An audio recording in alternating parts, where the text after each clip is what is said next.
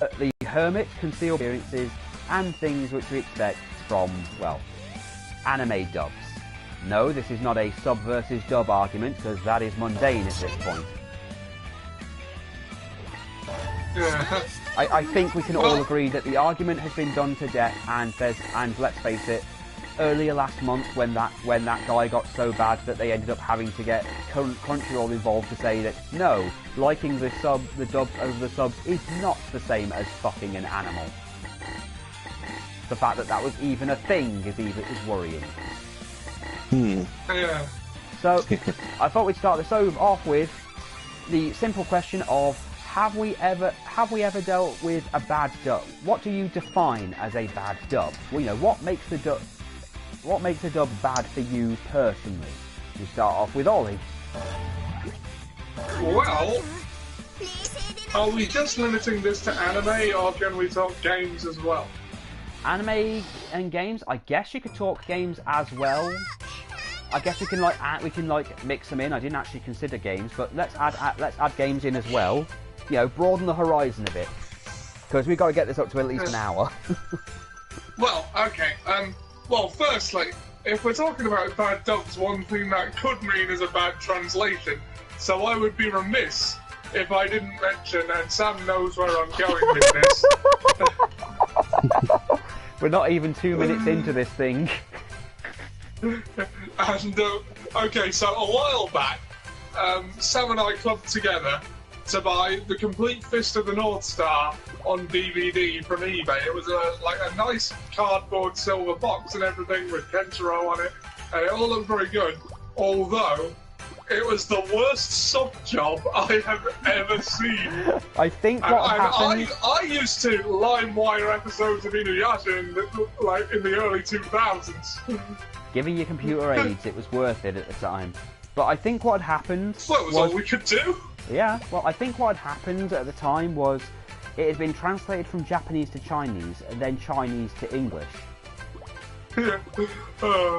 But so, yeah, go on. Certain words came out as certain other words. Case in point, the phrase "please don't rape our water" was used. Oh god, yeah, the villagers all huddled together while you've got all those big burly men going, please don't rape our water. I mean, you know, if you didn't know what was going on, like, oh, I'm gonna get that salt water and make it a little extra salty. Wah, wah, wah, wah, wah. I mean, there were other translation errors, like the fact for some reason just became the tea. Yeah. What was he planning to do? Wash his dick? I think Raoul was boxer king. He deliberately did that in their drinking water. I think they had things like as well, like I think Raoul was king because it translates into English as King of Fist. Keno translates into King of Fist. They put it as Boxer King, which either made it seem like he was trying to be Muhammad Ali, or he was basically just, you know, a king of all fashionable underwear. Oh shit, I've been kicked out. Hold on. Kicked me out again. Hold on. Let's see. Sorry about that. Sorry about that. Kicked me out. Well, we expect this at this point. So yeah. So yeah, so that was a bad sub, to be perfectly honest with you. Yeah, like the absolute antithesis of what this podcast is supposed to be about. I apologise for not going 2 minutes before I derailed us horribly. It's a good thing I'm writing up rules for us to follow at this point. But yeah, bad dubs. Well, you know, what do you consider? What you mean by bad. Define what you consider a bad dub. You know, what is it that makes it bad? What makes it bad for you? Right. Well, I don't know. I think, well, there's things like the infamous Big Green dub. I mean, you know, we've had some experience with that. I think I bought some at one point. I think I bought some from CEX and just sent them down to you once. Just because I thought, fuck it, it's like a big green dub. Yeah. I mean, bad dub could mean anything from lack of respect for the source material, bad voice acting. Hello, Shenmue, how you doing? I hope nothing was broken.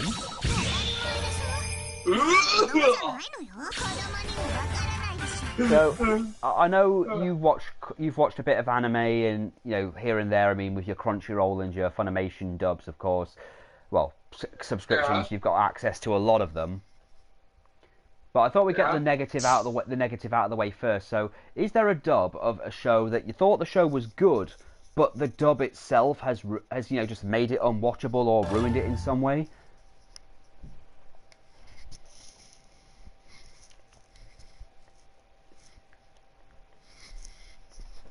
Is one. But I mean, I have two examples of two animes that Funimation in particular ruined for me. But and they're but there was an example. Like I got this game on the PlayStation for Christmas when I was like 9 or something. Well, bad voice acting in video games, I could easily just say "Hello, Resident Evil." Yeah, but here's how bad it was. I don't even remember what it was called, but it was like English dub, and I didn't like subtitled foreign language games at the time. But I switched the acting was so bad, and I noticed that it was so bad at 9 years old that I switched it to Japanese. At least then. Fun story. Do you know why the Resident Evil 1 dub was actually bad in the game? Why? They just found random people who could speak English in Japan. That's literally all it was. There wasn't they didn't find professional voice actors. They'd actually gone out and found some randos living in Japan to do the live action scenes. We probably would have a different looking Barry. Just a bit of trivia for you. Hope this is not Christmas. So what was the game called, out of interest? I can't remember. I mean, I know... It was sort of isometric. It was, sort of like a early 3D side-scrolling beat-em-up type thing. I'm thinking Fighting Force. I'm suddenly thinking Fighting Force. So it wasn't Fighting Force because I remember Fighting Force. Good. I played a lot of that as a kid. Who didn't? Me, apparently, because I didn't know it existed until I had a PS3. Well, what about you? What about you, Ian? Yeah. What do you consider makes a bad dub? Well, what I consider makes a bad dub is it's obvious as if they make changes to the script in the English version that wasn't present in the Japanese script. I mean sometimes it's okay to go off the script if you manage. Well, sometimes you've got to also remember, I think we need to make the understanding in some cases that not everything translates into English. Like, there isn't actual words in Japanese that have an English translation, to be honest. So, I think some liberties can be made as long as the general point gets across like that. I know, I should expand on that a bit. Yeah. What I mean is, I can understand it because some things don't translate well, and other things it's just like Japanese puns and stuff. And there's Japanese pop culture references that not everyone will get. But it's there are just some simple things they say in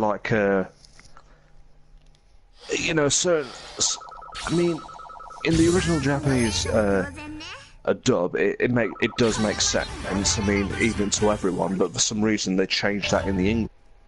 Yeah.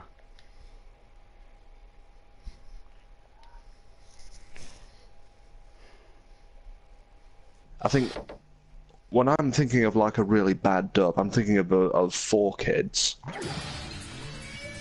I can understand some of that, but 4Kids version of what exactly? Because they've done a lot of it. They've done a lot.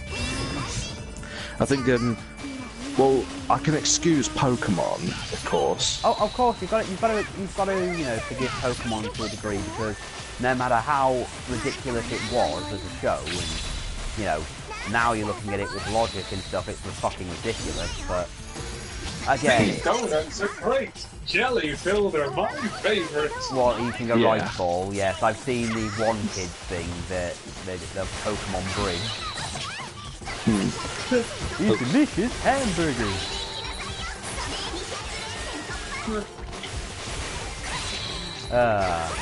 But so what? So which one in particular were you thinking? Well, I think the first one I was exposed to, and when the first really bad kid dub I was exposed to was the Yu-Gi-Oh dub. Tread carefully, Ian. No, go on. Well, that's usually I'm sorry, I just love that. Choose your next words wisely, Ian, for they may be your last.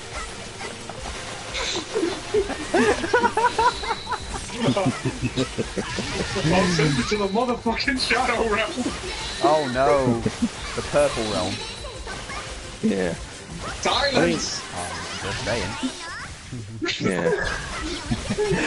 No, go on. Go on, sorry. Yeah. But it's not just the dubbing. It's also the editing as well. Elaborate. Yes. It's like in certain scenes in the Japanese version, it's like people like pointing a gun at someone. Oh yeah. But then in the don't move or we'll shoot you with our invisible gun. Yeah. I've actually watched, because Crunchyroll had both versions, so I've compared some, and yeah, some of the edits are shocking.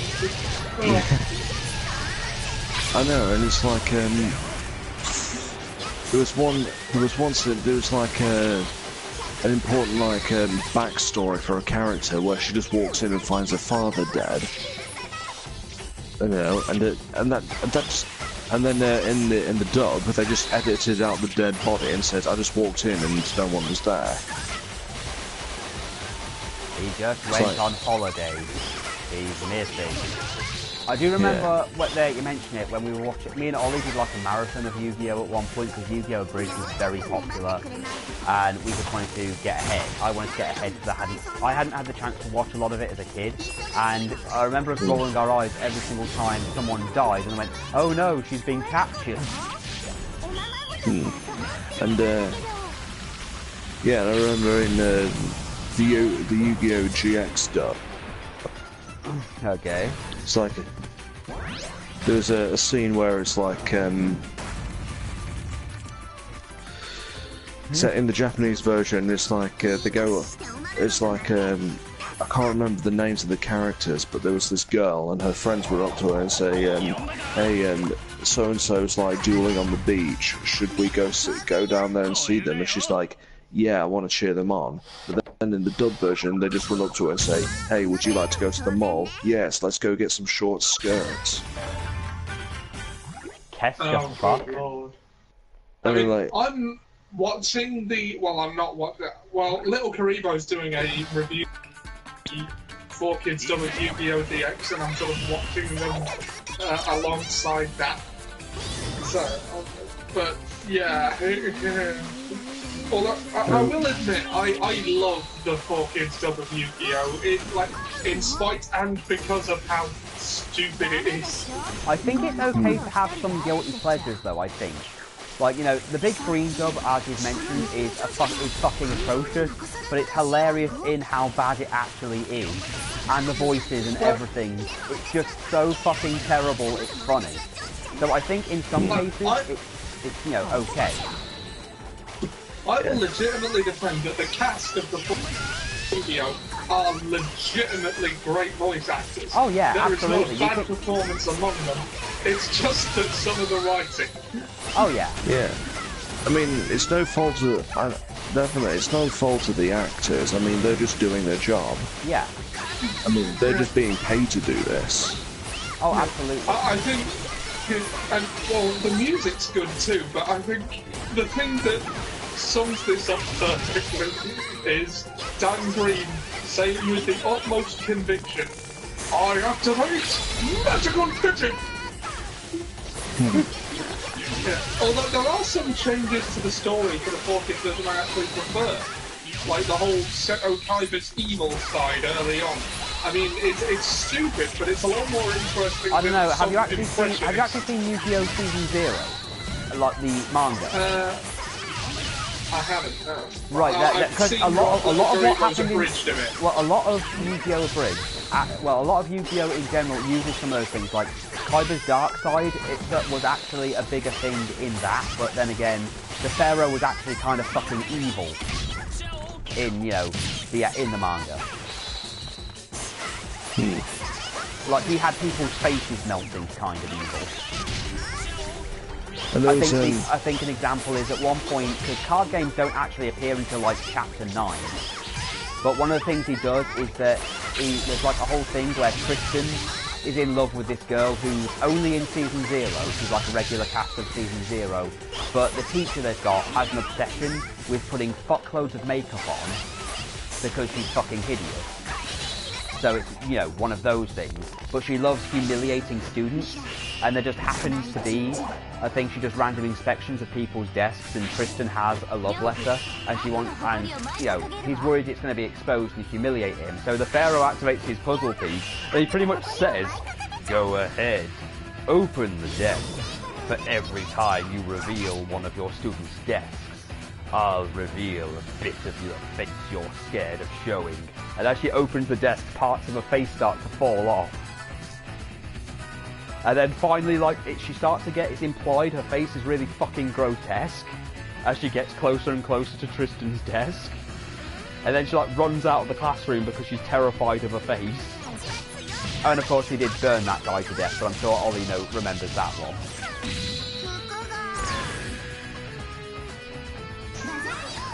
You remember that, Ollie, don't you? The guy who he basically burned to death with Russian vodka.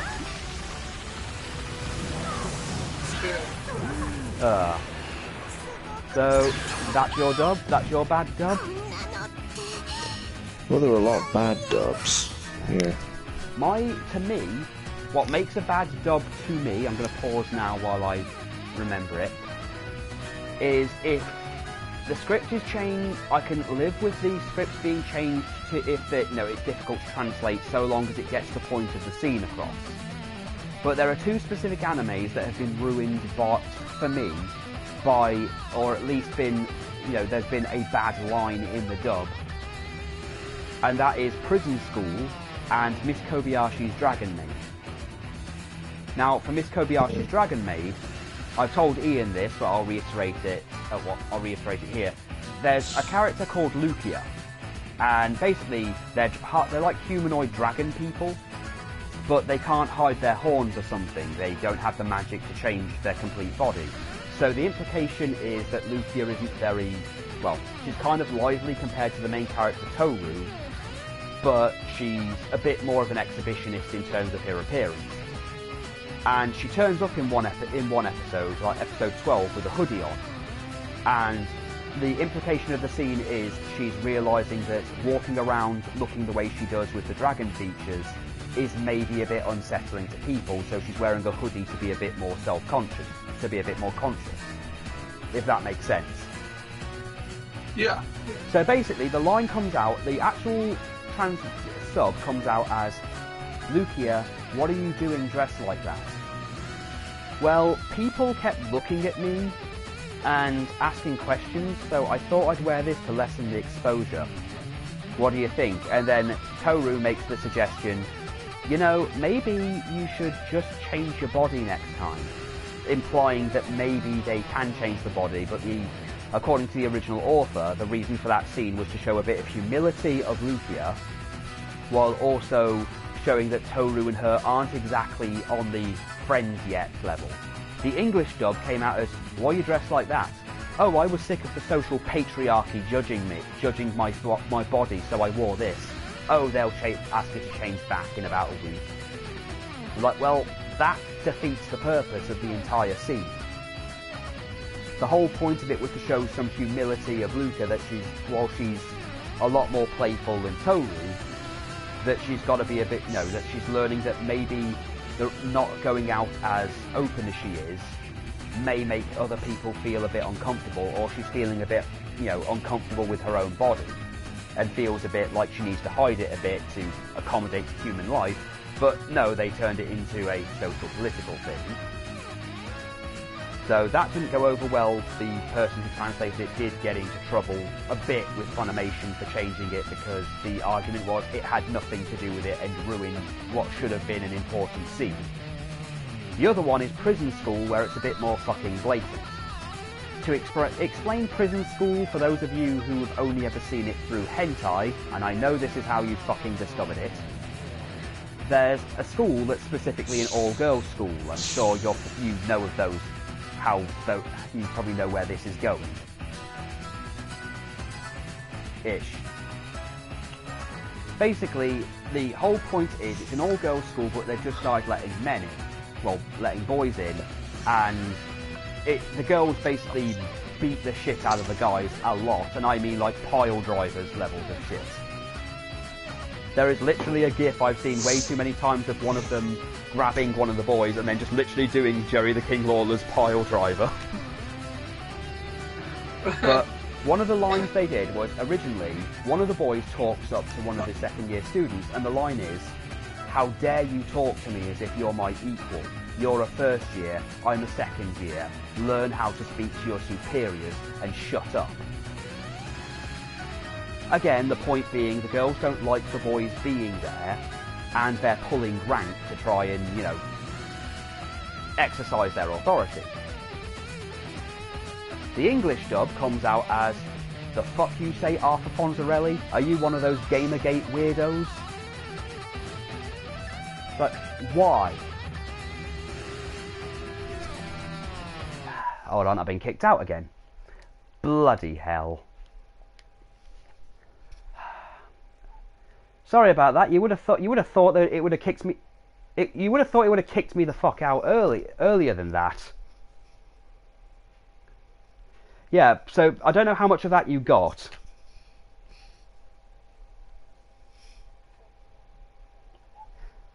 Basically, the line. Okay, so I'll go over it again. The line in the original Japanese dub was, "Don't talk to me like you're my equal.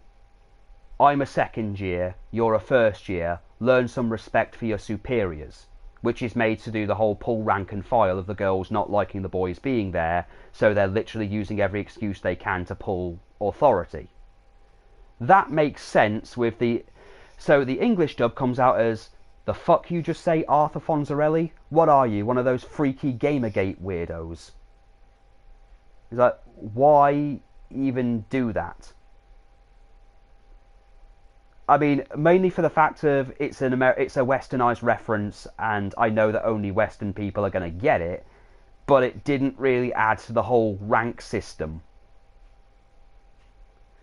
Well, yeah, that's the thing, and the excuse that was given was, "Fuck you, it's just one fucking line," was the actual response from the people doing it. Both of these lines were done by that Jessica Marcia woman, who I've mentioned before has been a problem for Funimation for many years.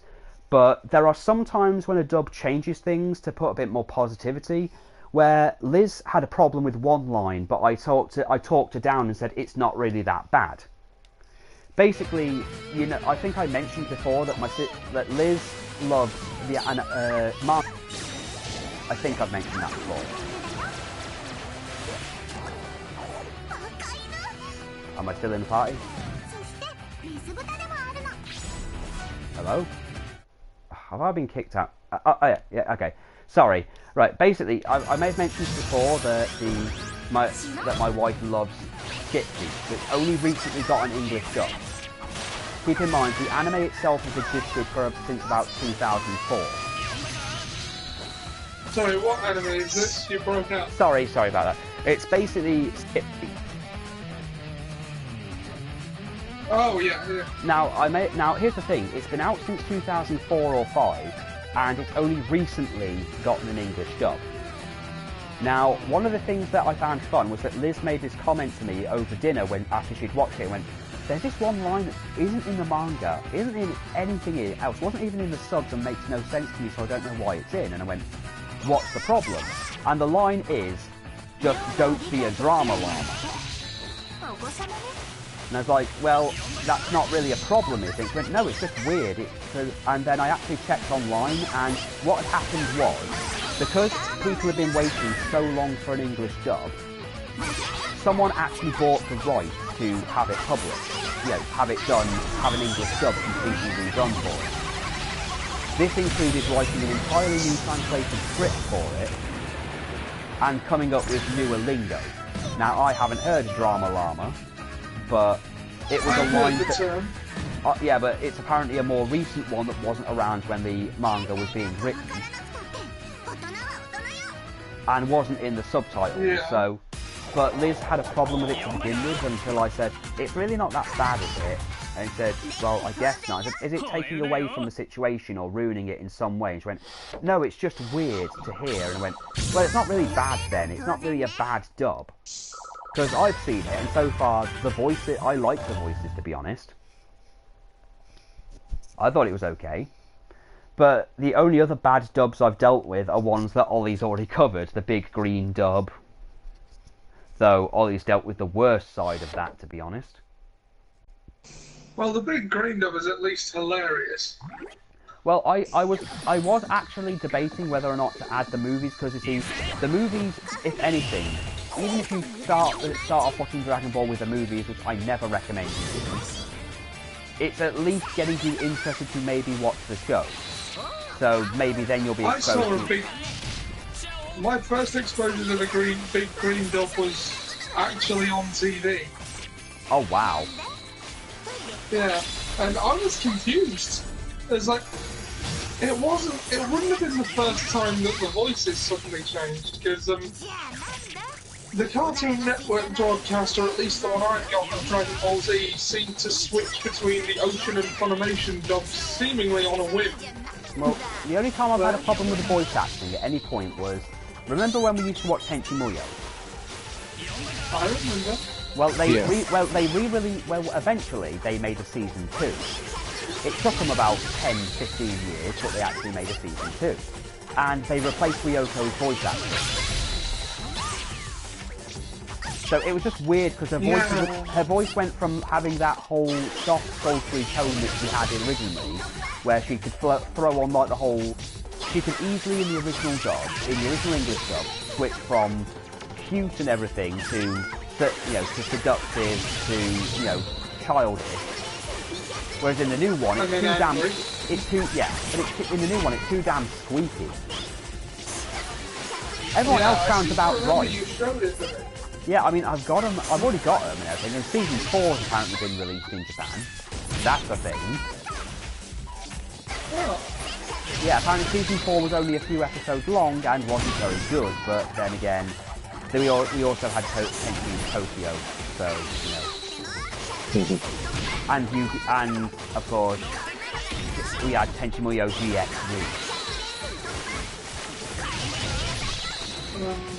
We've had a lot of Tenchi stuff we haven't. Yeah, I'm not familiar with that last one. Nor am I. I just know Tenchi isn't in it. Right. I saw one where Tenchi's a teacher. Interesting. Any of the original cast? I don't know. I'm gonna have to look it up. But I know that Ryoko's original voice actress is nothing to do with the new one. Tenchi and Ayaka sound about the same, and so does Kasami, but they introduced a fuck ton of new characters instantly from the word go, because apparently they abandoned the storyline they were leading up to, because the entire thing I thought was going to happen was that Tenchi was going to have a whole war with Jirai thing going on, which is how it looked like it was going, and then suddenly just go, oh no, that whole war with Jirai thing ain't going to happen, because it turns out Ayaka's grandma is so terrifying that the King of Jirai would never defy her. Right. Yeah, that was literally how they got out of that entire thing, was, oh yeah, the King of Jirai was going to start a war with Tenchi, but then it got to his mother, and he's terrified of her. And they make a big emphasis on being afraid of his mother. That everyone in the universe is afraid of her. Even previous villains who are now dead were somehow afraid of her. So that was a fun little bit of continuity. Right, so I guess then we've done our bad dubs. So let's switch to the positive side. Ollie, what do you say is a good dub? What do you say is a great dub or a good dub, has been a good dub for you? Something you've enjoyed? Well, I think you've got to give props to the My Hero Academia dub. I'll be honest, I love the dub of My Hero Academia. I love just how they do everything. I love Momo's voice, mainly because the voices in all of... And I'd be remiss if I didn't mention the Attack on Titan dub. Bang up job. Yeah.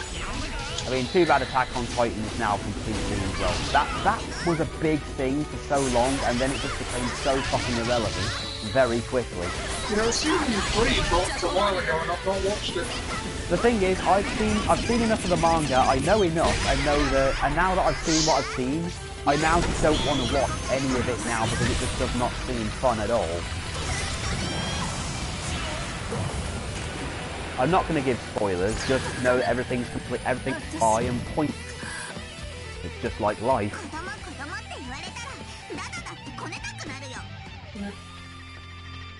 I mean, I agree, I love the My Hero Academia dub because I think the voices, every character itself is unique enough, but I think Tsuyu's voice fits her because it does sound like a froggy voice. Whereas, you know, Momo's character is meant to be that she's rich, so she does have that high-class style voice on her. I mean, granted, most of all that Bakugo does is screaming, but, you know, that works for him, I guess.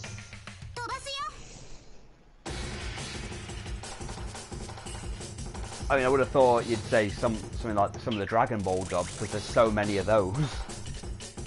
Oh, yeah. Well, the Funimation dub of Dragon Ball, you can actually see from one release to another, from the early box sets to Kai to Dragon Ball Super, you can see how the actors have evolved and come into their own as their characters. Oh yeah, I mean, I've got all of Kai at this point, so I know they've changed quite a few lines in that. Just for the sheer sake of it. Some unnecessary, some, you know, okay, I guess.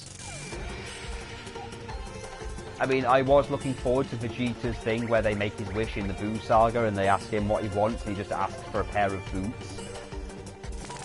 Then says he's joking. Yeah. Whereas in the new dub he just goes, I don't care, I got what I wanted, wish for whatever you want. I'd like some new boots. Size 9, please. Yeah, yeah. Oh, what about you, Ian? Is there a dub of anything in particular you like?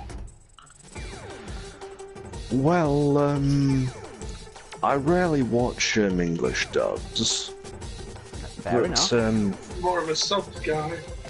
Yeah. I see you're a man of culture.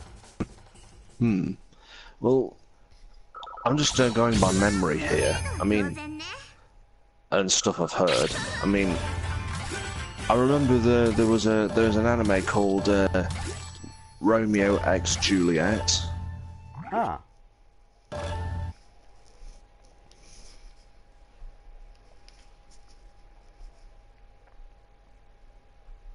By Shakespeare, and the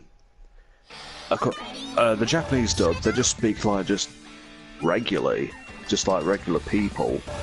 But when you get to the English dub, they all talk in like old English, Elizabethan English. Yeah, with some Shakespeare thrown in, which I thought that's a cool idea. Yeah, that's what I've heard about that anyway. But in regards to a good dub, it's got to be Black Butler. Ah, yes, I've seen Black Butler.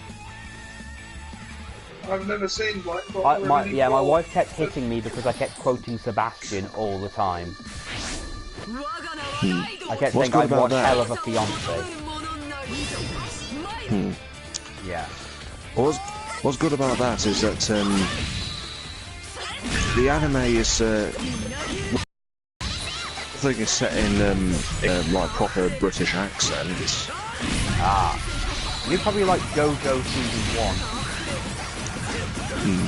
Because that entire thing is like so fucking English, Liz couldn't watch it. Yeah. It's just a really fucking weird thing. It's just like, because like the entire first part of JoJo's Bizarre Adventure is just set in England. And like really like old Victorian style England. So you've got like, bloody hell, the coppers and all that like. I mean, I know it's like Americans like imitating like English people, but at least they try. Oh yeah, you can't fault them for that. I've seen the trailer for Page and how they stereotype British people and that, or at least the jokes they make. Well, people like it in Norwich. Yeah, well, we have running water and electricity over here, though.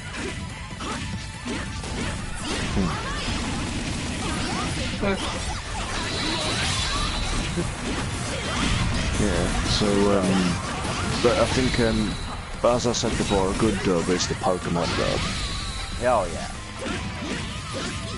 Pokemon, that was pretty much our childhood. But I think that's another thing. Yeah, and I did watch with the original, like a subbed version of it, and it's not that.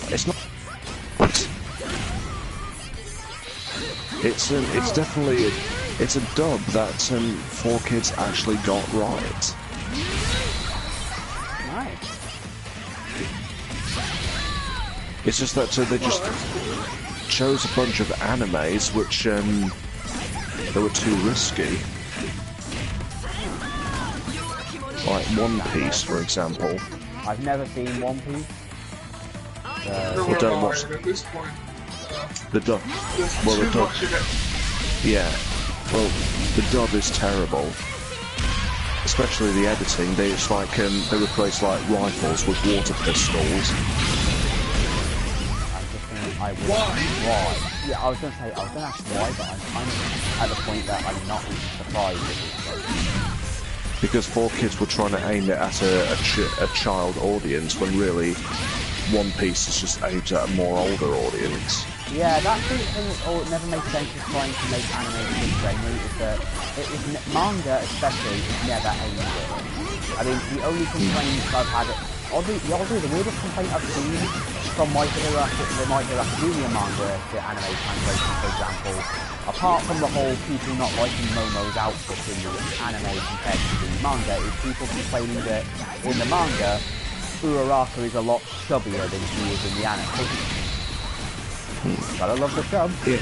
But it's also the fact that, again, I noticed this when I first got into Bleach, was that the manga was a lot more, well, there was a lot more breath being shown, and the outfit was showing a bit more, and there was a lot more blood. Yeah. Well,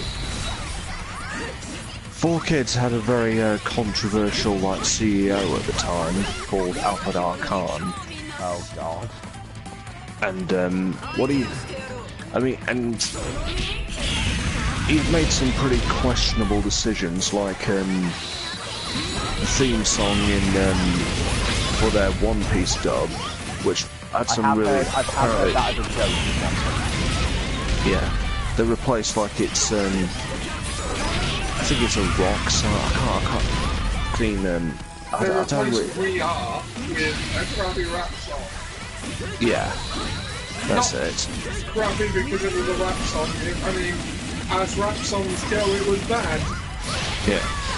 Yeah, but one of the things that he got in trouble most for was saying this outrageous statement that children don't read, they would rather watch television. Why am I suddenly being reminded of the CEO of Sony at the moment?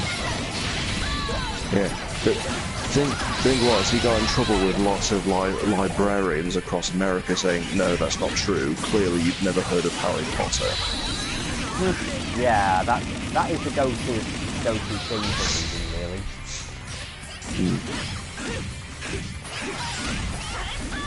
He does sound like the CEO of Sony, the guy who's literally censoring everything. Got this game in particular, well, the series this game is based on banned now. Yeah. Well, censored so much that it can't be used. And also the guy who said, I don't know why anyone wants backwards compatibility in video games. These things look old and crappy. Why would anyone want to play these things again? Yeah, I remember it's like someone's made like this Speakonia animation of Alfred R. Kahn. Oh god. Where he's where he plans to dub Death Note. Oh god. How's he gonna? How would he ever dub that anyway? Well, the thing is, it's like his assistants there. It's like, so this is like the subject matter is in it is pretty too disturbing for a child-friendly audience, and he's like, nonsense. I mean, in my dub, no one dies. They just get sent to Pie Land. Pie Land. And we'll edit Ryuk's face so he looks more friendly looking. You mean like, so we're just gonna have Pennywise? Yeah, and then the assistant's like, I really think we should give this one a miss, sir. I'm just trying to get over Pie Land. Pie Land. In my happy world, no one dies. I think way back in the days of your YouTube, I know my Slapdog did a video. Oh yeah, he did it on Elfin. Yeah, Reed. Elfin Reed. If it was ever done by 4Kids. I love you, puppy. I hope nothing horrible ever happens. And it never did. The end. Yeah, pretty much. Of course, they'd also changed My Hero Academia so everyone was friendly and there weren't villains, and they were all told, no, you shouldn't be bad people. You're right, I'll change from now on. I think for me, a good dub, my personal favourite current dub of anything is Overlord. I fucking love that animation. Mainly because every single thing, it doesn't, I mean, admittedly, yes, all the characters unfortunately sound like are voiced by some of the people who were in Full Metal Alchemist. So, certain characters do sound like certain others, like the Butler sounds a lot like Fiora King Bradley. Yeah, it works for him though, it really does work for him. I mean, he's a badass butler that, you know, beats the shit out of people. Overlord is worth watching anyway, I can't recommend it enough, to be honest. But that, of course, the My Hero Academia dub, you know, the Funimation dub of My Hero Academia, as Ollie said, it just fits very well. Oh,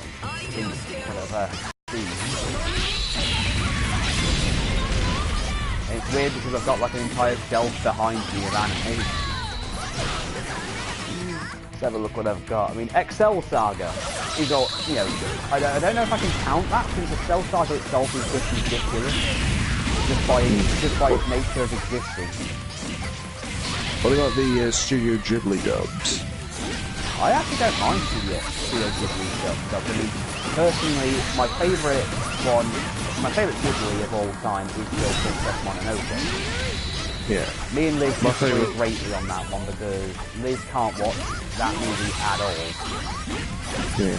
But I think, as far as dubs go, the one that is the best has got to be the Cat Returns. Oh god, I love the Cat Returns. For one reason.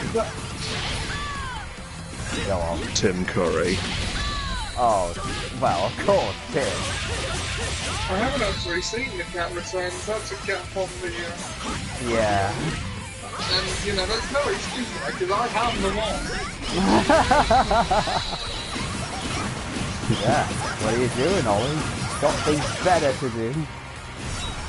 Yep. Yeah, so Tim Curry was the best part of that. Who did he play again? He played the King Cat. Why am I not fucking surprised? He wasn't the Baron, he was the big fat cat. Well, yeah, why am I not surprised that he was playing the big fat cat? And I think he was doing an American accent as well. He was definitely doing the creepy one. But that's great. Oh god, yeah. I'm not saying it's bad. It's Tim Curry. It's Tim. The best thing since sliced bread number 2. The greatest actor in the universe. Yeah, you won't see him working for a Switch in the packet of curly words. Definitely not. He doesn't have a gambling addiction. Yeah, Malcolm McDowell. I did see that they made a manga version of the Bible, which I thought was fucking hilarious. Oh dear lord. Jesus Christ. Jesus, Nani? Nani? I know that they did a manga version of the Agatha Christie novels. Yeah, they've also done it as Sherlock, obviously, you know? Well, that's not surprising. I mean, they did do Sherlock Hound after all. I meant for the fact that there's so much goddamn yaoi fanfics of Holmes and Watson, which I'm honestly not surprised exists. My wife has a very weird hobby. To be fair, they did do anime of like classic literature back in the 70s, 80s. But let's not forget that the best dub ever at this point in time is still Dragon Ball Z Abridged. Well, I don't count that because it's abridged. You might not count it, but in some ways, there's still a lot of there's a few videos around that literally do make the very good point of it did Dragon Ball better than Dragon Ball ever did. But to be fair, I've had the talk with Ollie and a couple of others who have said, well, to be fair, everyone has done Dragon Ball better than Akira Toriyama ever did. As depressing as that may be, yeah, sadly, Toriyama's forgotten so much about it. The fans have had way too much fun with it, especially Masako Hex. I think he just wanted to move on. Well, he wanted to move on since the first season. I mean, there's also the fact he's forgotten about a lot of the characters he's created, so, that's always a problem. But then Shonen Jump is all like, no, get back to writing your universe because it's making us lots of monies. Yes, I know about all these editors. I mean, at the moment, I like the guy who's making My Hero Academia because he admits at one point, one of the chapters he's done, he knows that people aren't going to like it. He's like, look, I know that I've written this chapter and the fans aren't going to like it at all, but I like it and there is a point to it, so, thanks for putting up with it. And this is, him actually dealing. He also, unfortunately, has to deal with the harassment of, the way he's done his characters, which I always thought was kind of sad. But I've always felt bad for manga artists in general. But I still think telling him to kill himself because of the way he designed Momo was ridiculous. There's a reason she wears very few clothes. She needs to create things from her body fat. Kind of a rhyme and a reason for literally everything. We've got to have Monday. Oh god. Money is such a beautiful word. Oh god. The Tom and Jerry movie.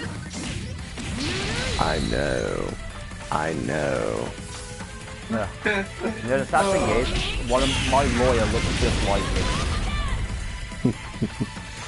He was voiced by a great actor as well. Who? Tony J. I don't know who that Ah, Tony J. Frollo. Yeah. is. Ah, The man, the one man who used to be like Tim Curry's equal. Tim Curry has never had an equal. You speak with the forked tongue of lies. Nope, Tony J was definitely an equal. Cannot be. Until- It cannot, and yet somehow it is. Sorry, I had to get that Until one. Tim Curry defeated him in that duel. I'm Yeah. sorry, Ollie, I had to get that one line in because I know that's one of the few lines from Excel Saga you remember. I Why? have most of Excel Saga. Why is she here? And why do my flashbacks have commercials? It cannot be. It cannot, and yet somehow it is.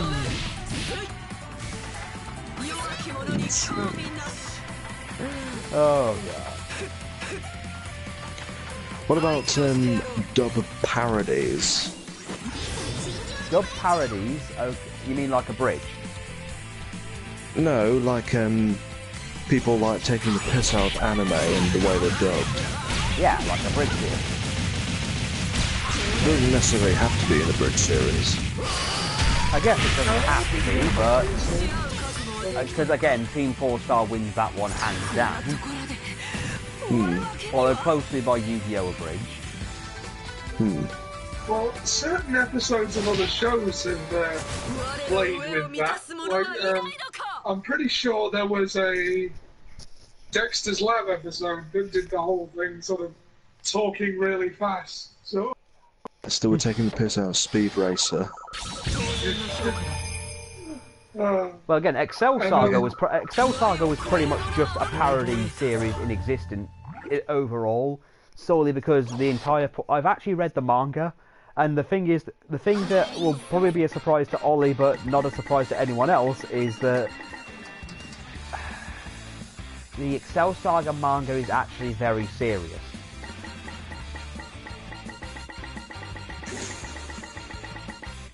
Yeah. The Excel Saga manga is very, very, very serious.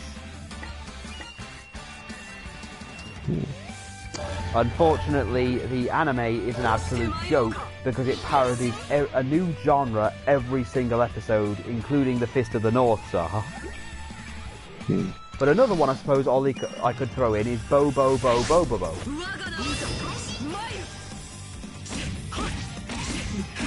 I know of it, I've never seen it. You've got one of the mangas. Oh yeah. Yeah, it's a parody series within itself. I mean, the fact that it's literally set in a world where it's illegal to have hair. Yeah.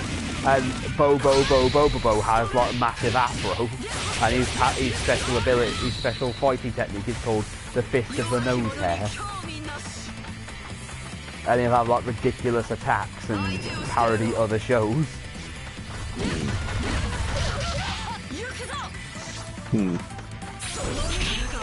Oh, and one of his sidekicks has a massive curly turd for a head.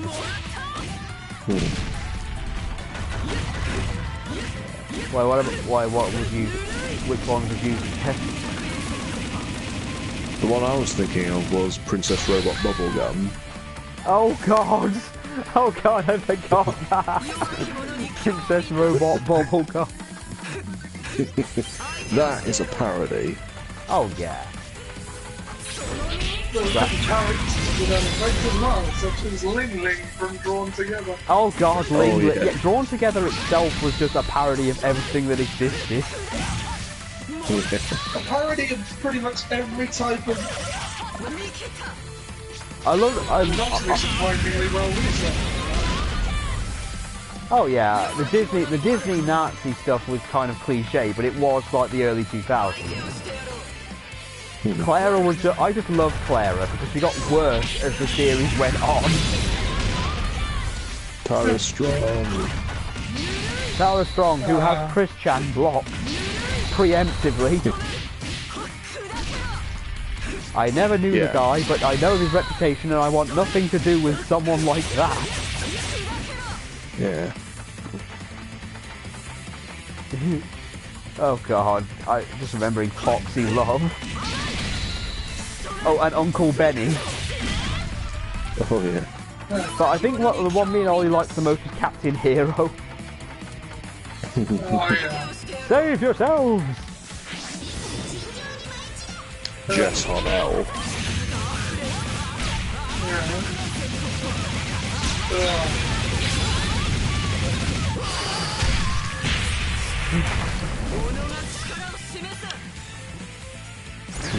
Simon says, look at his car. The Jew producer. The movie, oh god, the movie was just ridiculous. Well, the movie was literally, they were told they were being cancelled and they weren't going to get a season 4. So they pretty much went, okay, let's see what we can get away with. So they did everything outrageous they could possibly get away with. Which sadly included them doing all the horrific things they did. Well, the Suck My Taint Girl. Suck My Taint Girl was one of the things they did, yeah. One of the other things they did, they also had Captain Hero actually stealing a dead body to have sex with it. You know, everything Clara did, the stamping on the puppies and kittens in high heel shoes at the beginning. Everything to do with Israel. That was the main thing. Everything that involved Israel in general.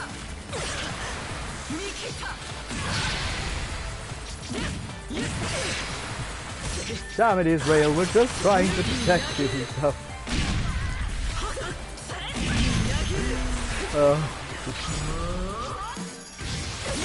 What are you doing? I'm taking a nap. This is literally the most dangerous place you can be situated.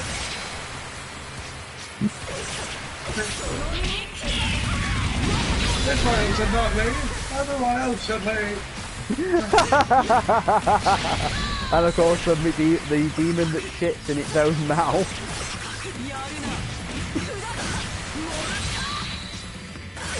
Oh god, the Jew producer who was clearly a parody of Trump. Yeah. Now that I think about That's it. when you could effectively parody Trump. Yeah. I think that's the best part. Times. I know, I miss the old time. I just love the fact that he ejaculated every time he fired someone. What happened to your Mexicans? Enough, you're oh, wait a minute. Oh, where do you want it? Where do you want it? Fired. I didn't know they picked fights. I thought they picked banjos.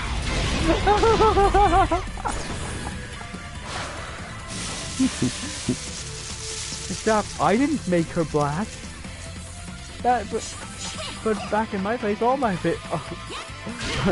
Oh god, Clara was just terrible. Just in general.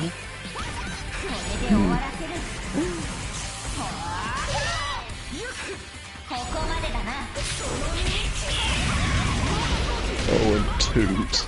Oh god, I love Toot even if no one else did. Also Tara Strong. Name a cartoon of your childhood. Tara Strong was in it. Oh, Tara Strong. Yeah. Apparently Toot is her all-time favourite character. Well, why wouldn't you? I mean, have you seen what the character was like? You've seen what the character was like. Also, I loved Ling Ling's dad. But nothing. But going into space clearly makes Asians queer. That's the only way to explain George Takei. Who he ends up running off with in the end. And 2, yeah, I loved 2, especially how ridiculous she got towards the end. I loved the whole breakfast cereal episode. It's clearly in my best interest, but I'm too much of a vindictive person to go through with it. And the implication that she had a penis while she was being kidnapped. When that soggy thing jumped on her. And then just like jumps off as if it's freaking the fuck out. That's what I loved about 2, is that her whole thing was just making everyone else feel uncomfortable. I remember Liz just watching it with me and just getting freaked out when it just jumps on and goes, that's a dick. He just like jumps up, like, no way. Is that how you treat a war? My favourite episode is still and will always be the roleplay one. Oh god, yeah. Is it just because of how serious they get? Like, Yeah. don't worry, we'll play it fair, I promise, on your gay little eyes. Okay, Mom, Dad, I'm gay. What? You're a goddamn queer! Why are you doing this to us? Told you not to sniff aeroplane glue while you were pregnant. At least aeroplane glue makes me feel good, Zima dick. Zima helps me relax. Wow, you're really getting into this. Just shut up. Shut the hell up. Dad, you're hurting me. Not as much as you're hurting this family. Look at your mother. Look how fat you made her. So we're not going to discuss this? There's nothing to discuss. You're not gay. I forbid it. I remember Scarlet at one point, and she loved the Waldorf bit in that episode. So, you want to be an altar boy? No, I don't. You took me from the playground. God took you from the playground.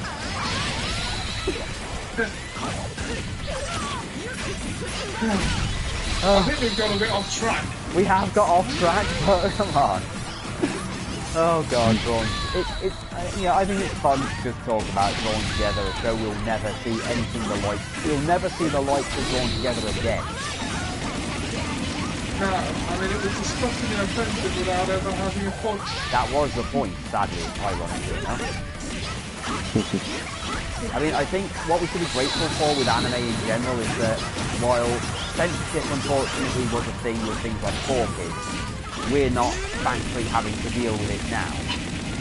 It wasn't an issue of target audience, like that. It's more of a cultural thing. The Japanese are just a lot more easygoing about that stuff. Well, yeah, that's the thing. I mean, you look at what we're dealing with now, with everything's offensive, sexist, or we've got to cater to this group, otherwise you will upset everybody.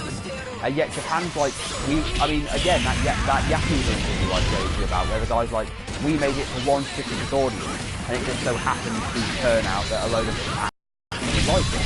We're not going to change it. Don't cater to your target. If you've got a target audience that got you there, I mean, well, this is the thing I've got to give Capcom credit for, because Resident Evil 2, no matter how you look at it, oh, Capcom is on a roll. I mean, Onimusha, Resident Evil 2.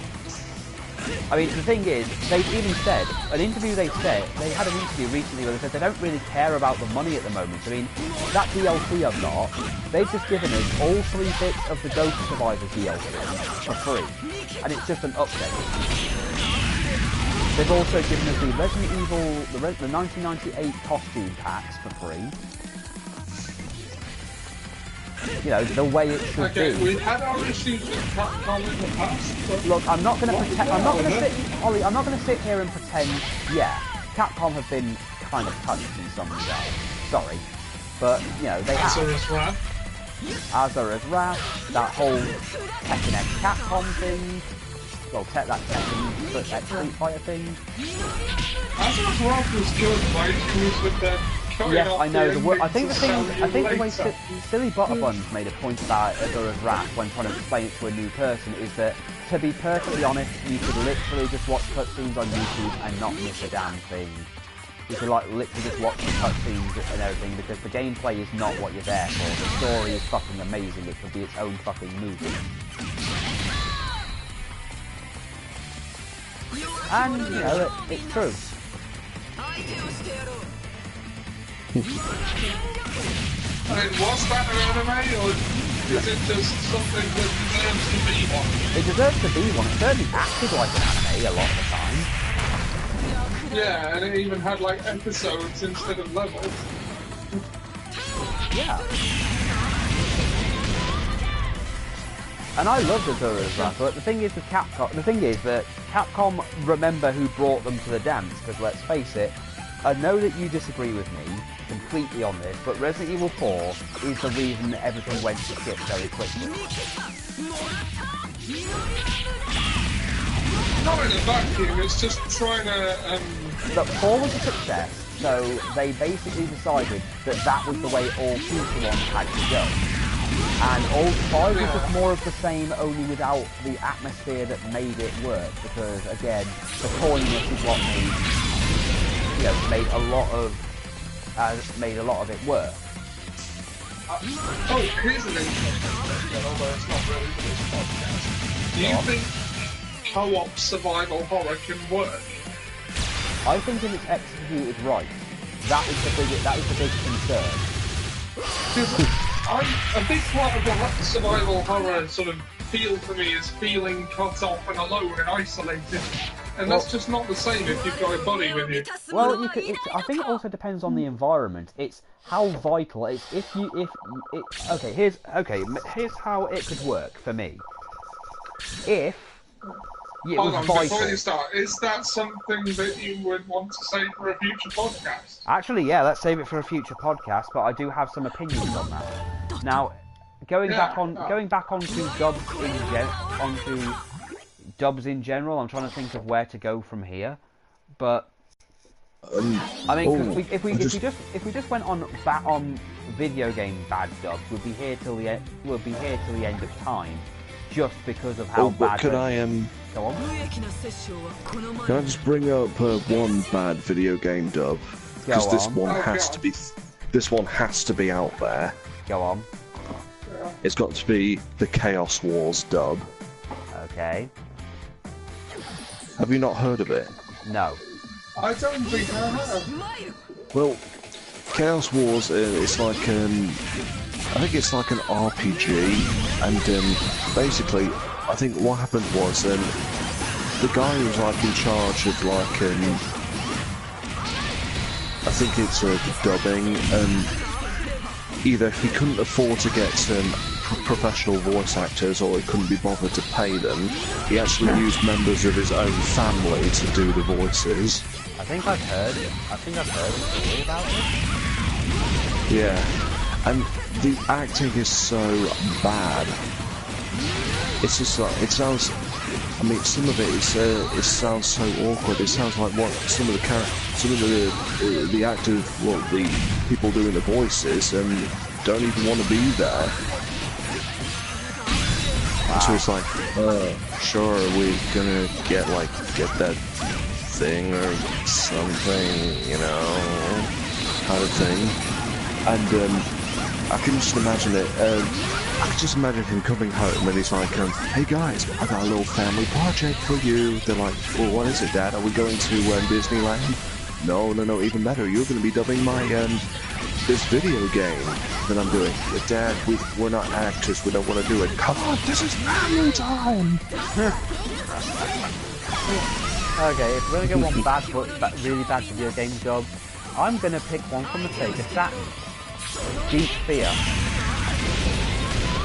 Deep Fear's voice acting is fucking awful. It is literally like nobody has ever learned to voice it. No one can act. And one voice in particular, there's like this scientist, but it has the most over-the-top gay, squeaky gay voice you could imagine. The kind of voice that a 5-year-old could put on. Like, oh no, there's explosions, kind of thing. It's like Paul Bearer was gay. That's the only way to describe gay panic. It was the 90s, Ollie.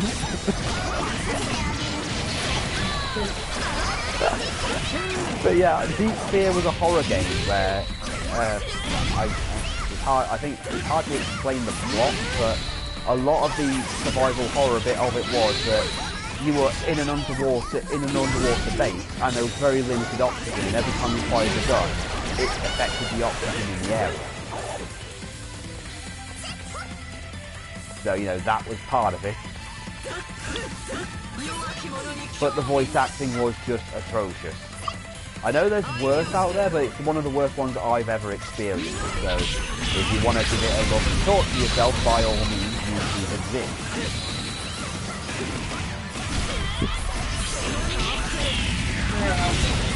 But, you know, that's the way it is. In terms of anime, again, the big screen's obviously worst I've ever had to deal with in terms of its voices.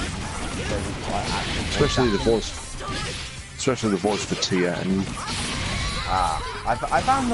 It sounded like Project Yoga. Chancellor, are you? Oh god. I still love the fact that Mark Hamill doesn't remember ever doing Majima. Yeah, that's a shame. It is. No, it's just one of those. It's one of those things. Because I remember like listening to the Talking Toons podcast with Rob Paulson, and he sometimes says people are so sweet when they come up to him and they say like, "Oh, you did the voice of this character in this," and then I'm like, I don't remember doing that. It's like because sometimes when they do like voice projects, it's not under the name, it's under like a project name, and they know nothing about it. That sounds awesome. Right. Yeah. Yeah, voice acting is weird as an industry. Yeah. I mean, it might be sometimes they only voice the character once, and you know, and never had to do it again. And, yeah. Yeah. Because I remember when they call you in for voice acting, apparently they don't tell you what you're going to be doing until you get there. It's like they just say, "Could you come in for a few hours?" And then it's like, yeah. Because I remember on the podcast they've got in Nolan North. We all know who he is. Oh yeah. Yeah. You have to play any video game ever. Yeah. And there was what they did, they asked people on Twitter to like send him questions their way for the podcast, and then one person commented "space" to him. He's like, "Oh yeah, that one," and then it's like and it's like there's a funny story. It's like a person came up to me and says, "Oh, you were the voice of the space core thing from doing the voices for Portal 2, it was under a different project name, so he didn't know what he was doing." She was like, "Oh, are you gonna..."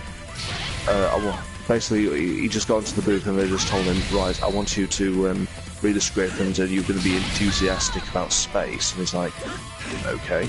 And so he did it, and then it's not until after he met up with that fan, he realised what he was doing. What must it be like?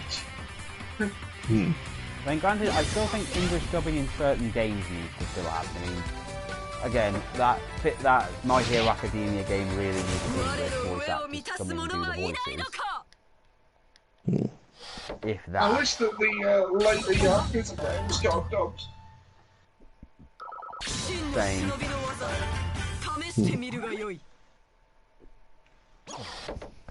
Yeah. Although Judgment is getting a dub. Yeah, I did find that interesting. And it has Crispin Freeman and someone Joe in it. Ooh. I linked it to a couple of his videos, the Pro TV guy. When you know the when you know the twist on your second playthrough.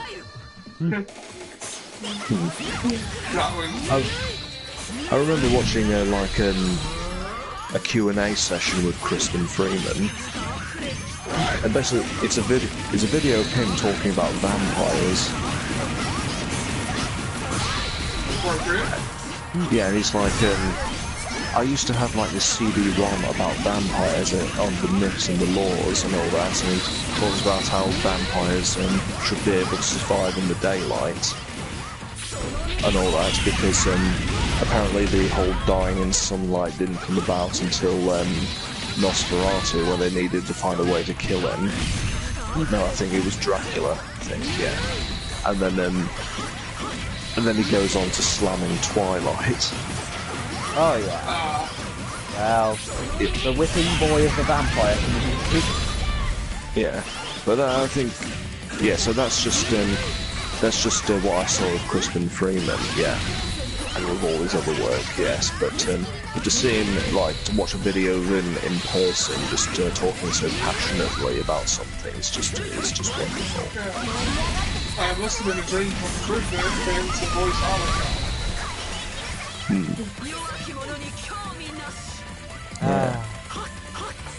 So you know, that's a dub I thought was good. The Netflix Castlevania series. Yeah. I loved Alucard's voice in that, and I loved a lot of the twists and a lot of the characters who were put in who maybe shouldn't have been put in, but I am appreciative that they're even there. Although I would have loved to have heard Dracula with a Romanian accent. Yeah, I did love Alucard and Trevor's banter though. I did love all that stuff. I did love it at the end of season 1 where he... Oh yeah. Well, I love Hellsinger Bridge to Alucard.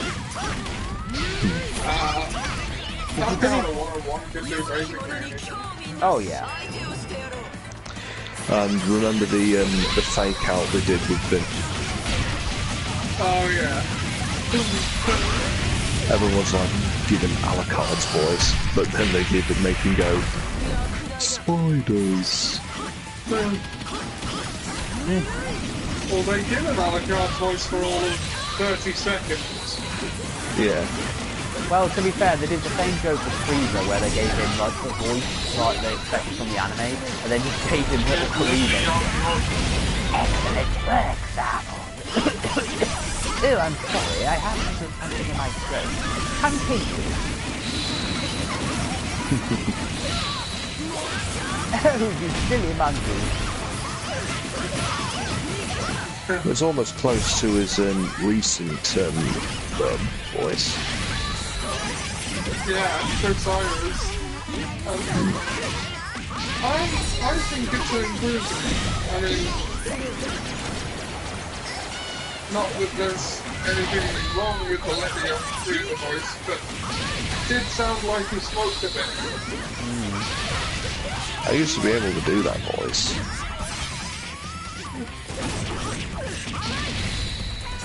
Well, I was just in an interview, and I thought, oh, this would be a nice place for the summer tune.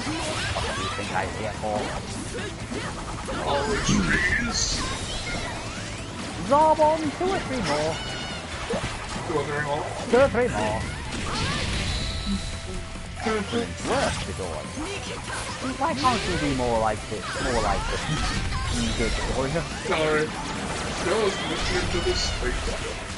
Okay, we've got to no eating Four-Stars.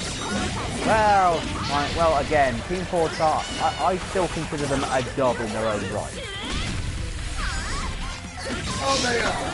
Look, the thing is, yeah, they did give a lot of characters that were given nothing to do a lot more, like Nappa and Raditz.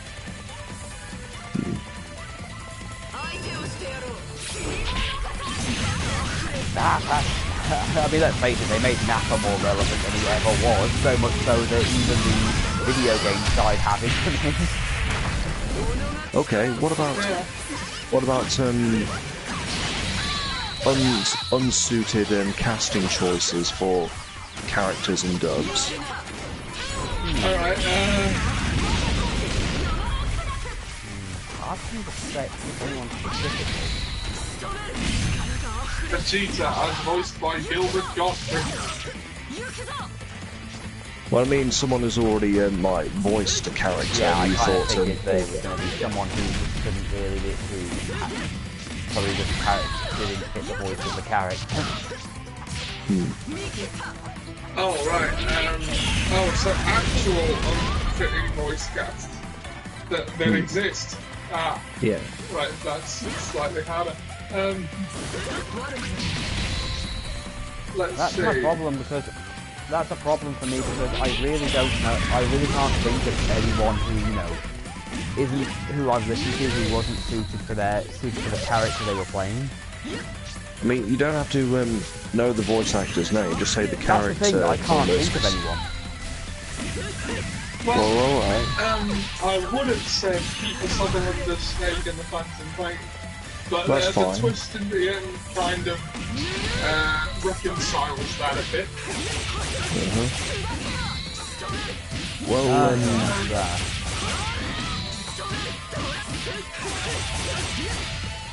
I think for me, it's got to be Lance Bass as Sephiroth. Oh, yeah. Okay, I can accept that. He's not even in Wait. Kingdom Hearts 3. I know. No one from Final Fantasy is.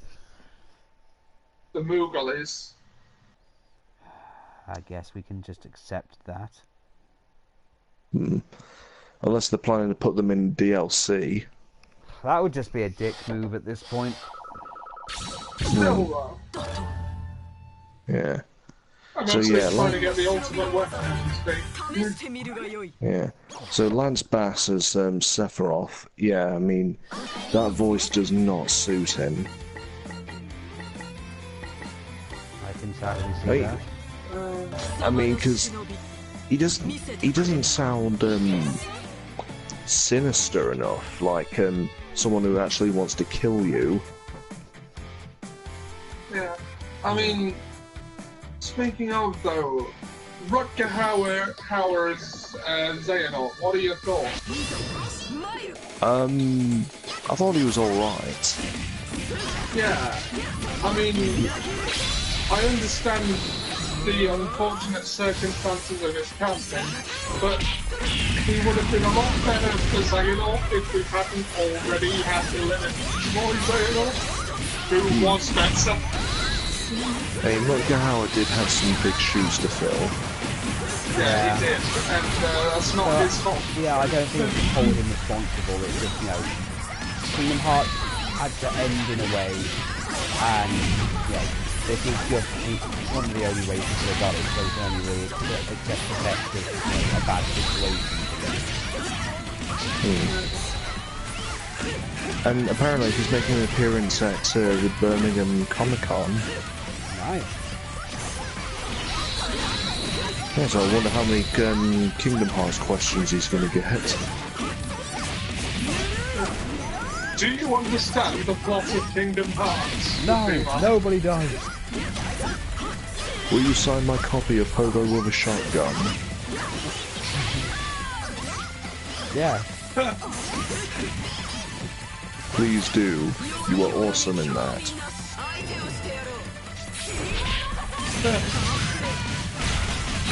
Yeah. I mean, one other I remember is Mad Dog from Yu-Gi-Oh! GX. How far in is that? I think it's like the character Zane, he goes to this like fight club type place where it's just dueling. He goes up against this big muscular like scar dude called Mad Dog. It's supposed to be like this really serious situation, but then again, 4 kids doing what they do best, fuck it up completely. And then they gave Mad Dog this really childish voice. So, it's like he just appears and he's like, That's right, Rubyhead. My mommy says I'm really strong. I'm like, oh my god. And the sad part is, he's voiced by Sean Schmell, the guy who dubs Goku. Yeah, I I know. know, I'm trying to. I'm just trying to wrap my But head around it. Sean Schemmel's so good in other things. Like, I know. I mean, he's even in Yu-Gi-Oh! The Growler is... I know, and they made him voice this character, and it's like, alright, I mean, surely Sean was looking at the script going, are you serious? And they're like, just stick to the script, Sean. Like, but this seems like a pretty serious situation. Look, just stick to the script or you don't get paid. Okay. I can sadly see that. Yeah, and it's a big question of why. I mean, they do this in a lot of things. They're like, in a lot of their dubs, it's like there's a really serious situation. It's like, almost like someone's life's at stake, and then they just add in some humorous quips. You're like, is that really necessary? Probably not. Yeah. So yeah, that's one of the... Yeah, makes sense. let's see, what else can we add? I mean, I'll say this about the focus of the original Yu-Gi-Oh! Tip. It didn't take itself too seriously, but also seriously enough that you care. It's... I mean, I remember a friend from Hereward saying this to me. It's like, I think it's the reason why the Yu-Gi-Oh! GX dub became more humorous is because they became more aware of little Karibo. Yeah. And they're aware of him. They're like, right, we got to make this super funny so he can't make any jokes out of it.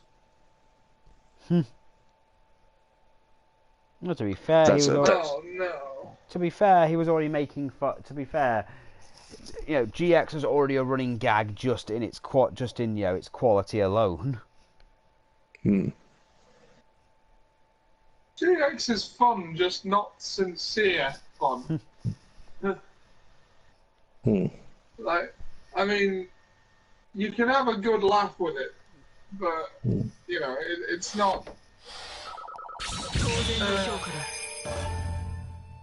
Like, the original series of Yu-Gi-Oh! Is like something that you could grow up on. GX is not. I can see that.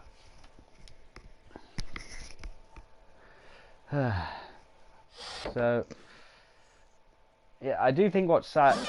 Okay, another dub that just didn't work for me was, well, I guess for the same argument Ollie would have against Metal Gear Solid 5. Basically, for Persona 5, for spoilers for those who didn't play it, Igor turns up, but he's now voiced by someone completely different, and the voice just doesn't feel right after playing 2 games with him having a certain type of voice. Basically, for Persona 2 and 3, he's got a voice like, "Welcome to the Velvet Room."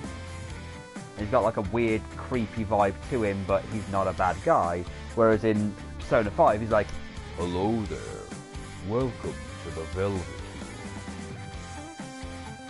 And then in Persona 6, he's just going to sound like Shawn Michaels. Well, no, what they ended up doing, the way they got around it was that if you get the true ending, it turns out it's not the real Igor. Because the voice actor who played him in Persona 3 and 4 is dead. So they just got a bunch of lines that the lines he said in Persona 3 and 4, mixed them up a bit for when the real Igor turned up. He goes, hello there, esteemed guest, and welcome to the Velvet Room. And he just like repeats lines that he said in previous things, so it's kind of like a whole Chef from South Park situation. I was just thinking that. Yeah, though it's not the same. So, hello there. Randy. Hello there. Welcome to the Velvet Room.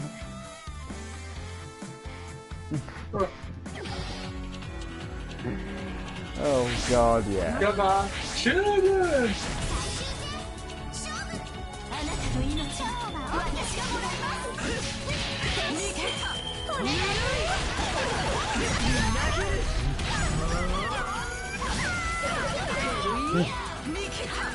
Goodbye. Children.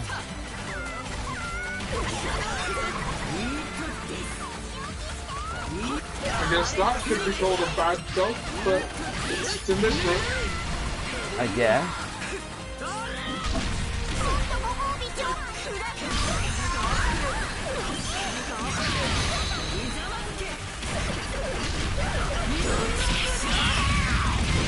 But you know, but the worst part is you know it's intentional, so, you know, I don't know if it technically counts.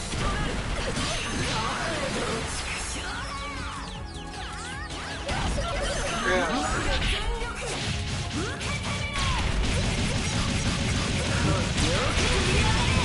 So I don't know.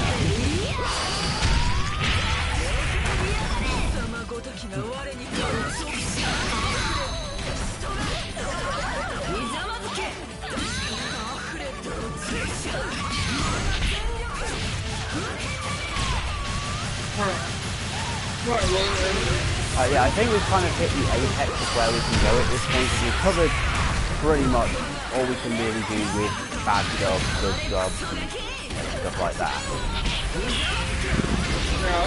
There isn't really anywhere else for us to go at this point, so I think we can just call it a stream here.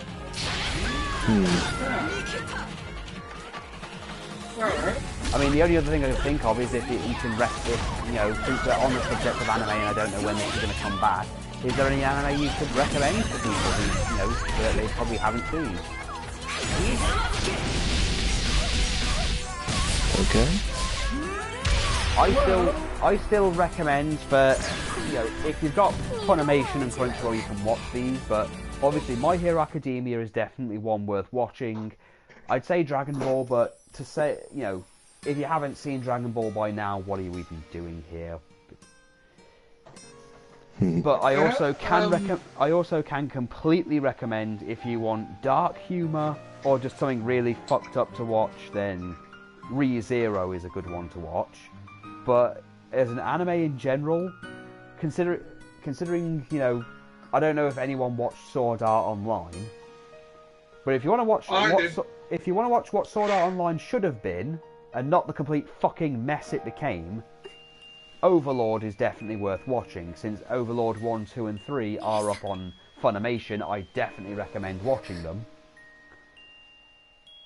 Though, my only warning for if you watch it is if you really get into the story and you really want to get into the lore and characters, I do recommend the manga and light novel because they fill in a lot of gaps that the anime just does not fill in.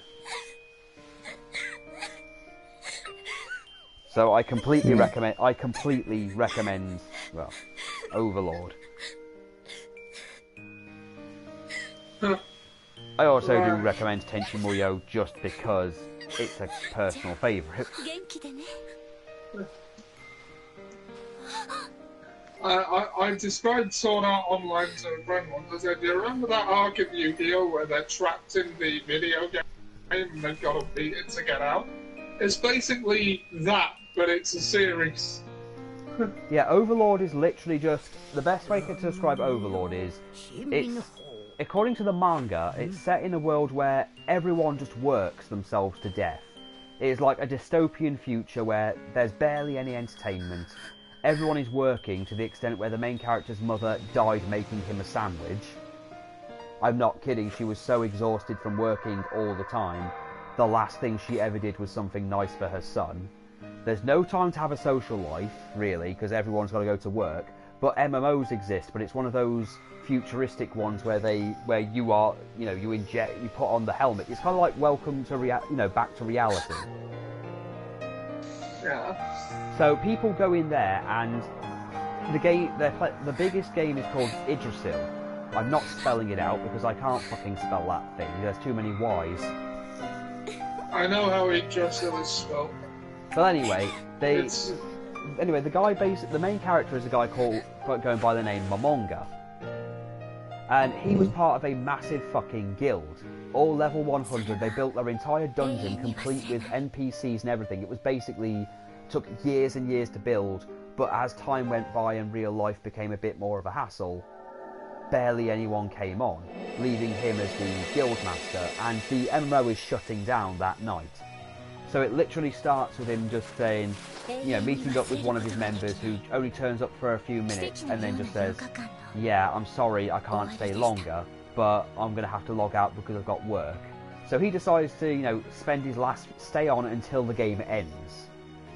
Literally just so he can just stay with, you know, the only real accomplishments he's ever made in life. By the way, you never see what he looks like, you only see what his avatar looks like, and it's basically a skeleton wearing a cloak. So he wanders around, messes around with it, and he finds a character who he likes, which was made by one of his friends, but he's really meticulous with his creations. Like, he's got like 8 or so pages of character sheets. And the last page is that it reads, "She's a bitch." So he just changes the line. He edits the thing to say, "She's in love with Momonga," which is his character, because he thinks it's funny. He said, well, the character's going to be deleted soon anyway, might as well have fun with it, and he's never coming on ever again, so why not? Then he closes his eyes, opens them again, and suddenly he's in the body and he's his character, and the world is suddenly real. Or rather, the entire castle thing he's built is suddenly in another fantasy world, and all the NPCs can talk to him. So he spends the first few episodes trying to figure out if RPG logic works, and you know how in One Punch Man, Saitama is fucking powerful and nothing is a threat to him, but it's played off in comedic fashion? That's kind of how it is. He's level 100, and everything else in the world is about level 15. So when the funniest incident for me is at the beginning, just to give you a taste of it. He finds there's a village nearby, and it's being attacked by what amounts to holy crusaders. So he just turns up and kills a load of them with ease, just to have a bit of fun. But then he starts using RPG logic, because apparently they don't work off the logic of, I'm just here to help for the good of anything, by saying, I'll do it for a reward. They suddenly seem to understand him. So at first you're led to think he's actually in the RPG world, but then he starts to get involved and find there's actually like a hierarchy and everything in this world, and it's like a completely different one, but everyone is significantly weaker than him. Made a point by when he has to fight a bunch of people who have what are considered high-level angel monsters, and he just kills them all with ease. But it's done in such a way that it's hilarious. Like, they stab him and he's just like, huh, I was expecting more than this. Sorry, I have this passive skill that means anything below a certain level can't actually do any damage. So he just like uses certain level spells and kills them. Honestly, it's worth watching just because he starts to slowly become cruel as the thing goes on, and there's this force that whenever his real self tries to take over and tries to do things that are out of character, he gets covered in a green aura that forces him back. Like, one of the characters, Albedo, who's this big titted succubus girl who's in love with him, every time he tries to fondle her or do anything to her, he gets covered in the green glow, and then suddenly he just stops and starts saying, no, don't act that way around her. There's no time for that, I've got other things to do. So he can't eat, so it's kind of like he's slowly losing his real world self. I mean, it's by the end. One of the big things for me and Liz at least was the fact that he's literally lost any ounce of empathy for humanity. He's literally role-playing to a ridiculous extent, where he has literally become the character he made it to be. He made the character not for stat reasons, but mainly for role-play reasons. So he is like a cold-blooded bastard, and he does very cruel things. The manga is actually very, very, very, very, very, very open with how cruel he and his minions are. You know, like getting magic scrolls by kidnapping people and using their skin. You know, that kind of cruel. But then making them grow their skin with magic, using magic to make them regrow their skin, to again make them use their skin to make scrolls. It's worth watching just it's better than I'm making it out to be, which is rare when you consider that I made that anime with a giant penis sound more interesting.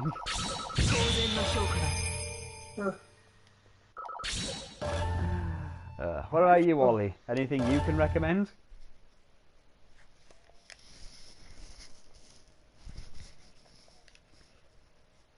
That is odd. I mean, the last one I bought is I'm buying the Dragon Ball Super Blu-rays, but You've skipped the earlier ones, haven't you? yeah. In fact, I'm a little annoyed at that. I've skipped the first 2 volumes because they're just retelling different movies, right? Yeah. Well, the movies, and I have those versions and they're better. Yeah. Volume 3 starts with the last episode of the Resurrection Empire.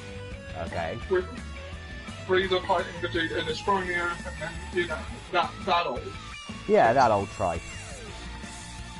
Which means that the Part 2, the Resurrection Arc Blu-ray, doesn't have that episode on it. It ends right before the climax of the arc. And Part 3 does that too, because it ends right before the last episode of the Tournament of Destroyers. That sounds... Okay. Clearly there's some balancing issues. Yeah. Part 4 ends at a decent place, but then Part 5, which was the latest one I got, well, I've got Part 6 coming to me in the mail when it comes out, but Part 5 ends at episode 65, which, to Dragon Ball Super aficionados, is the episode before Vegito shows up. Ah, yes, Vegito.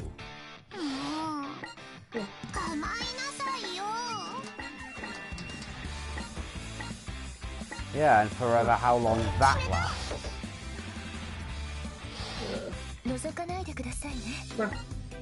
So yeah, the Dragon Ball Super Blu-rays can fuck right off with their episode placements on, you know, how many per volume. Okay. I mean, I know that usually you can get a few episodes. I mean, the My Hero Academia Blu-rays I've got are 3 discs long, and they only get like 4 episodes on per disc.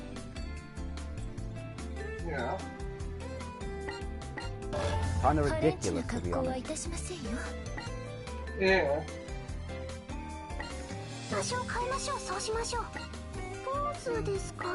Sorry, what format is that on? Is it DVD or Blu-ray? The My Hero Academia stuff, I've got it all on Blu-ray.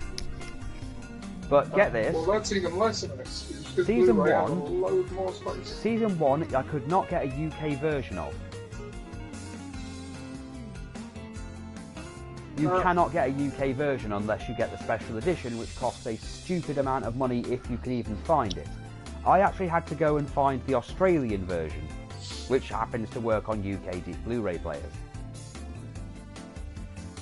Right. Season 2 is actually split into 2 parts, so I've got those 2 parts. I haven't ordered the movie yet, but I am aiming to. Yeah. Well, you know, might as well get 2 heroes, because apparently it's very good. Yeah, I missed that. I'm still of the mindset that the All Might movie shouldn't be put on DVD and shouldn't be 2 minutes long. They literally made a steelbook special edition in Japan of the All Might movie that is literally just 2 minutes long. It can't possibly just be 2 minutes. It is. It is literally just 2 minutes long, and it is literally just having All Might watch his master die. That's all it is. Right. So I said to my friend because she actually has the Japanese copy, and that's all that's on there. To which I said, if they bring it out in the UK or anywhere else, it should just be an extra on the 2 Heroes route disc. That's all it needs to be. Because it's using the 2 Heroes version of All Might anyway, where you can actually see his eyes. Yeah. I mean, or better yet, Do an entire All Might movie. Do an entire thing. You know, doing his backstory, everything else. Give us something. Don't just give us 2 minutes of it. Is younger All Might still voiced by Chris Sabat? I don't know. I hope so. Yeah. Of course, I still say the Monster Musume thing, of course, everyone's heard of, but yeah. Watch it if you want cringe or just to roll your eyes laughing. Because it's just so over the top.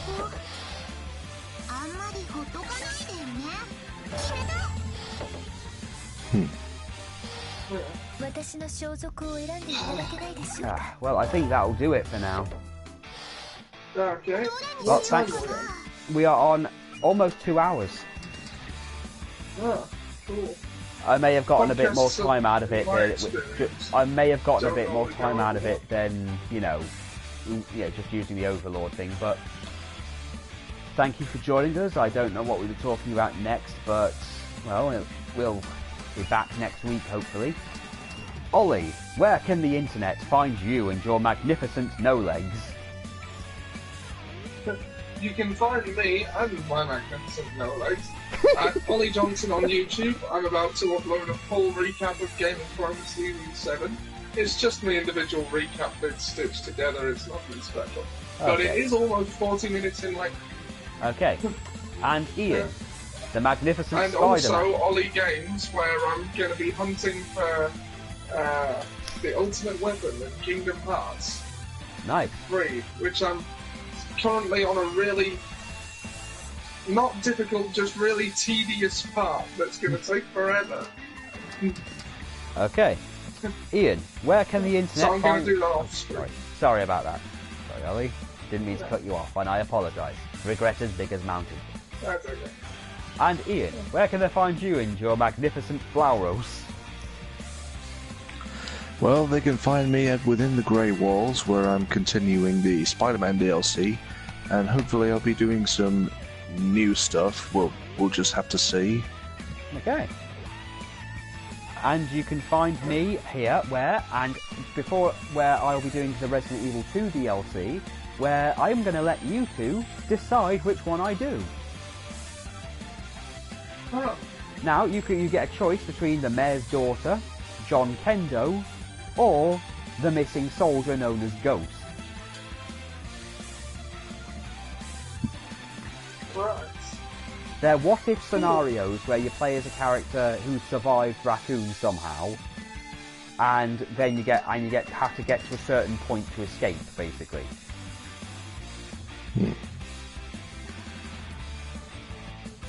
So I'm going to let you guys decide which one I do, but playing as the Mayor's Daughter I kind of found amusing because I've seen the cutscene, and it's not really a cutscene so much as a few still images on a film reel of her stabbing Brian Irons in the neck.